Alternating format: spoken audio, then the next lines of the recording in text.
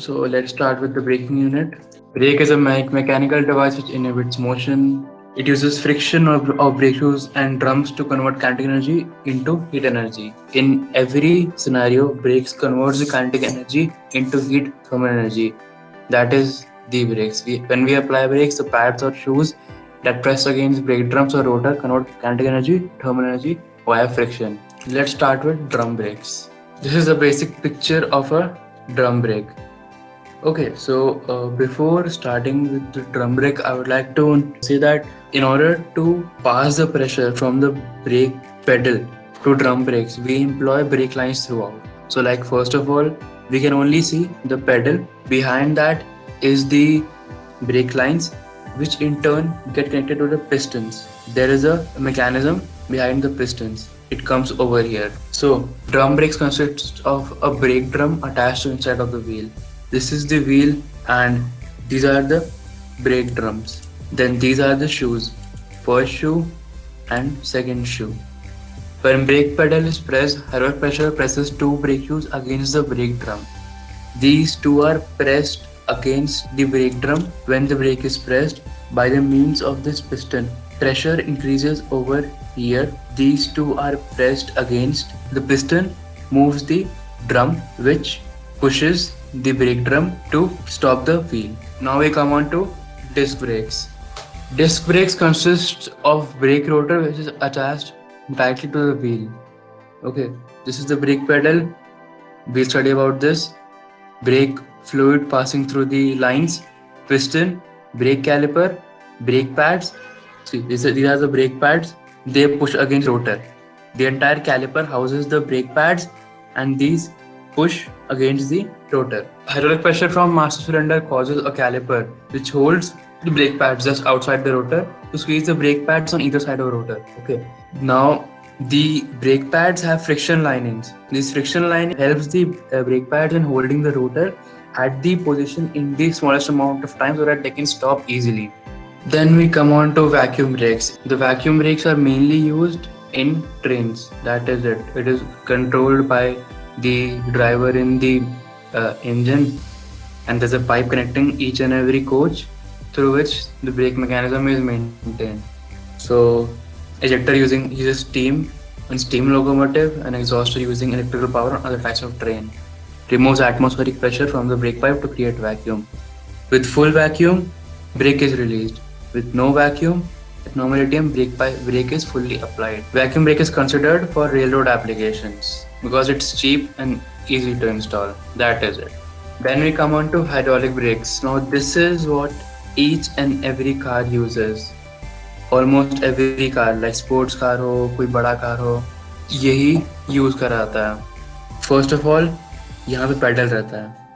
Pedal which pushes the push rod. Now this is a master cylinder setup. Okay. When the push rod is pushed, it pushes the piston forward, which opens the ports. Now these ports are attached to lines. When it is pushed, the brake fluid flows through the lines to the caliper. This is called a reservoir. When the piston is pushed, fluid from reservoir goes through the lines to the brake calipers, and that is how brake is applied at the rotor. This is hydraulic brakes. Arrangement of braking mechanism which uses brake fluid, typically containing glycol ethers or this. Hydraulics is the use of liquid under pressure to transfer force or motion. There are namely two types of rotors, like I told you about, two types of caliper, right? Fixed and floating. In floating, the entire caliper moved on the carriage so that the outward braking pad or the leftward braking pad, as I mentioned, could come in contact with the rotor. There are also two types of rotors, fixed rotors and floating rotors. Now, as you know, when the brake pad will compress the rotor, large amount of heat would be generated. Now there can be a condition where they can, like on one piece steel rotor is that outside portion of rotor heats up more quickly than the inside portion. That is this portion. This portion heats up readily as compared to the inner portion. So it can cause, the temperature difference can cause warping. Okay, as the outside cannot expand, and contract independently from the inside portion. Okay. For our cycles or like on daily basis cars, it's not a big deal. But for race cars operating at really high temperatures, where like temperatures can reach 800 degrees Celsius for the brake rotors, floating rotors were introduced. In floating rotors, as you can see, there are two parts. This is the inside one and this is the outside. Okay. It is associated with high performance vehicles as race cars, aimed to solve the heating problem. This design allows the outer part of rotor, often called rotor blade, to expand as needed when heat is generated from braking. Since the rotor blade is not constrained with the solid attachment, that is, in this there was a single body. In this there are two bodies, two different bodies. It is since the outer portion is not attached to the inner portion of the vehicle, hull or the hub, it does not undergo warping. That is a temperature difference and curling along with it. To attach the inner hat, that is to attach this portion to the outer portion, we use bobbins. Okay, and these bobbins have play within them. Like if you see from the front view, the outside rotor can move like this. Okay, there is space between the bobbins over here. Like there is space so that they can move and easily move out the heat. Depending upon design, the bobbins allow for a certain amount of movement, as I'm told, between two parts in either radial or axial directions. When looking closely at a cooled floating rotor, you can even see gaps between the the rotor blade near bobbins, which allow for expansion. So the main reason was to allow expansion when it heats up, so that at high temperatures it doesn't warp up and decrease the braking efficiency. That is what floating rotors. So ABS का बस एक ही है, it disallows skidding of vehicle. Emergency conditions में तुमने break दबा दिया और vehicle skid कर गई फ्रंट में, तुमने वो तो पढ़ा होगा V equal to omega R कि for pure rolling at the point of contact it should always be V equal to omega R. So जब ABS नहीं होता है, अपन ने ब्रेक जोर से प्रेस कर दिया तो अपना translational velocity that is V more than omega R बन जाता है. So it moves forward, where rotation तो है ही नहीं व्हील का, जो स्किडिंग आराम से हो रहा है. All ABS does it by the means of ECU. Like अगर उसमें V more than omega R हो गया तो it simply releases the pressure from the brakes. Simply caliper से ये ब्रेक प्रेशर रिलीज कर देगा ताकि ओमेगा बढ़ जाए and V equal to omega R maintains. That is it. ABS सिर्फ यही करता है.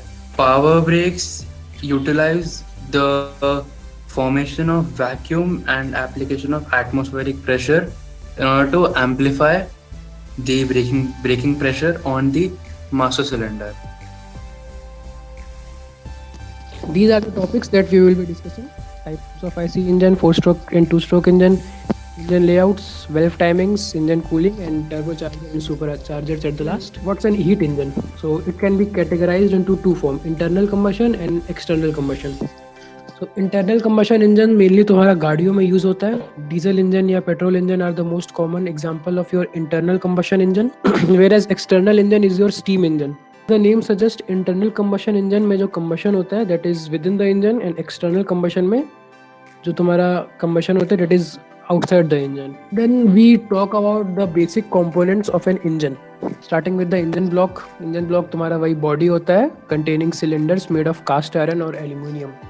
So initially जो पुरानी cars होती थी उसमें cast iron use करते थे because it is having excellent vibration damping properties. But आजकल mostly सारे नए cars में aluminium block use करते हैं. रीज़न बीइंग कि कास्ट आयरन का वेट बहुत ज़्यादा हो जाता था, बहुत ज़्यादा मटेरियल यूज़ होता था.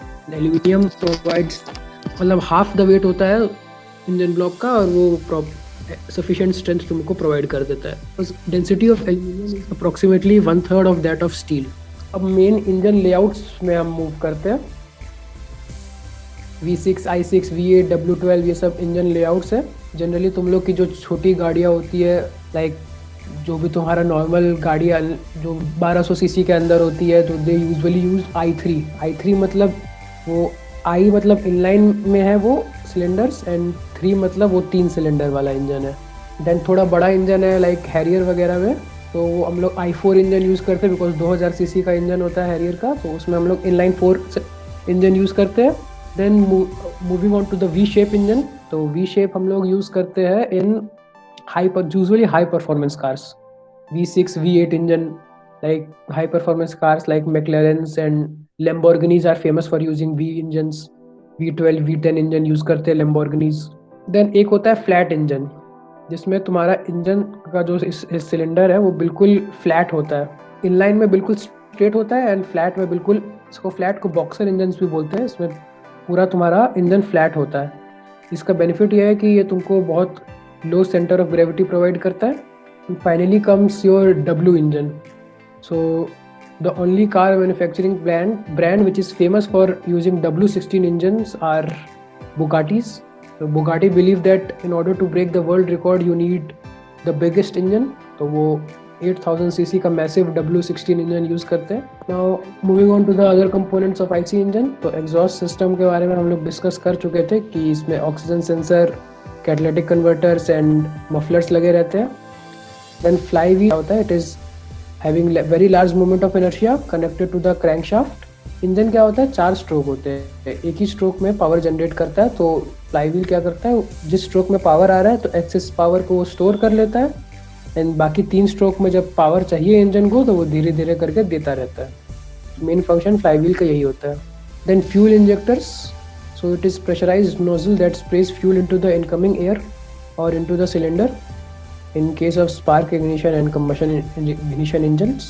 Then fuel pump, it is electrically or mechanically driven pump to supply fuel into the fuel tank. Then this is your 2-stroke engine. So as the name suggests, इसमें बस 2 ही स्ट्रोक होते हैं। There are no valves, no camshaft, तुम लोग ये देख सकते हो। So ये valves नहीं होता, डायरेक्ट इसमें ports होते हैं, intake and exhaust ports। वो तुम्हारा जो पिस्टन होता है वही तुम्हारा काम करता है इसको क्लोज एंड ओपन करने का। So then moving on to the 4-stroke engine, 4 stroke होते हैं, intake, compression, exhaust, combustion and exhaust. Intake में वही होता है कि piston travel from TDC to BDC, और बेसिकली तुम्हारा इनटेक स्ट्रोक में वही एयर फ्यूल रेशियो अंदर आता है। कंप्रेशन में एयर फ्यूल रेशियो को कंप्रेस किया जाता है, मतलब बॉटम से टॉप पे जाएगा पिस्टन। फिर एक्सपेंशन में मैक्सिमम कंप्रेस हो जाता है तुम्हारा एयर फ्यूल रेशियो, तो स्पार्क प्लग से, गैसोलीन के केस में स्पार्क प्लग से वो स्पार्क प्रोड्यूस होता है जिसकी वजह से पावर जनरेट करता है, और फिर वो again travel down to BDC to top dead centre से बॉटम डेड सेंटर पे जाता है, जो कि पावर स्ट्रोक होता है तुम्हारा। एंड फाइनली जो एग्जॉस्ट गैसेज होते हैं उसको डिस्कार्ड करने के लिए वो बॉटम से टॉप पे जाता है। तो ये तुम्हारे 4 स्ट्रोक हो गए। Then moving on to the 4 stroke of diesel engine. तो डीजल इंजन में बस मेन डिफरेंस यही होता है कि तुम्हारा जो स्पार्क है वो स्पार्क प्लग से इग्नाइट नहीं होता, वो कंप्रेशन से इग्नाइट होता है। ठीक है, अब मूव ऑन करते हैं सुपर चार्जर की तरफ। ठीक है, तो सुपर चार्जर एक्चुअली में होता क्या है? सुपर चार्जर क्या करता है, तुम्हारे एयर फ्यूल, जो एक इंजन का फिक्स कैपेसिटी होता है एयर इनटेक करने का, ठीक है, सुपर चार्जर एक्सटर्नल पंप की वजह से मोर एयर को पुश करता है तुम्हारे इंजन में। तो अब ज़्यादा एयर इंजन में आएगा तो वो ज़्यादा पावर जनरेट कर पाएगा। सुपर चार्जर और टर्बो चार्जर बेसिकली यही काम करता है कि वो ज़्यादा एयर को पुश करता है। ज़्यादा एयर आएगा तो मतलब ज़्यादा फ्यूल का कंजप्शन होगा, मतलब तुम्हारा गाड़ी ज़्यादा पावर जनरेट करेगा। वेयरएज टर्बो चार्जर मतलब काम वही करता है सुपर चार्जर वाला, but it uses the exhaust gases from your engine to drive a turbine, and that turbine in turn drive a pump that compresses more air in the intake manifold. What's a fuel supply system? So it mainly consists of the fuel filter, carburetor, fuel injectors and spark plug.